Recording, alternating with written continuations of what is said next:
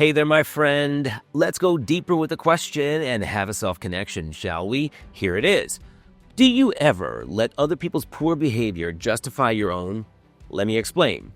You see, one challenge all parents face is having to hear their children say, well, so-and-so doesn't do it, so why should I have to? Now, side note, I don't know if you know or have even met so-and-so, but he's a nightmare.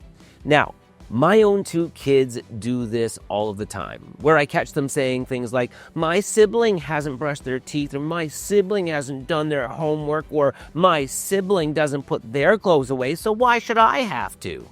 And on it goes. Now, look, I'm not gonna lie. At the ages of 7 and 9, I still find it kind of fascinating that my kids don't know each other's names, but that's not the point. The point is that they will remind us how their sibling or their classmate or their friend or their cousin doesn't show up as the best version of themselves, so why should they have to? And look, I can understand why they see things that way, which is why we as parents need to guide them down a different path.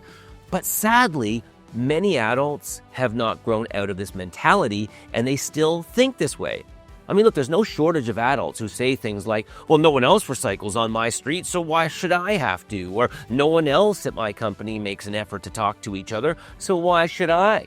None of my friends offer to pick up the tab, so why should I have to do that? Other women or other men aren't like that, so why should I be? And again, I totally get it. I know exactly what it feels like to have this mentality. Sometimes it happens to me too.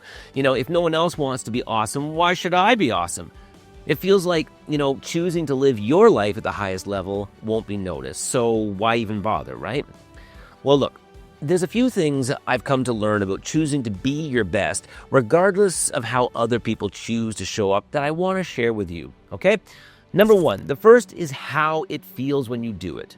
You see, when I choose to let someone ahead of me in line, or when I choose to compliment someone, or when I choose to smile at a stranger, it just feels good, regardless of how other people choose to be.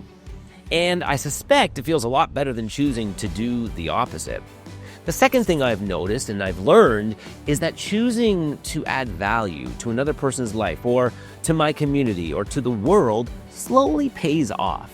Most times I won't see that, effort paying off in the moment, but when good things do come my way, I trust that it was the collective result of other people on the planet choosing to be their best that helped make it happen. And number three, and finally, when I choose to do my best, on some level, I feel like I'm symbolically saying thank you to the universe for the life I've been given. It's kind of like saying, hey, listen, I'm aware that just being alive means I won the lottery of life. And because of that, I'm going to show up. Even when I don't want to, and even when cutting corners would be easier, or even when others are copping out, I will still try my best as a way of saying thanks.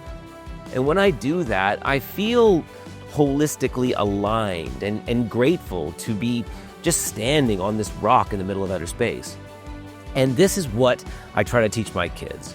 I say to them, yes, you will go through life and you will constantly meet people who will, make much less of an effort than you do.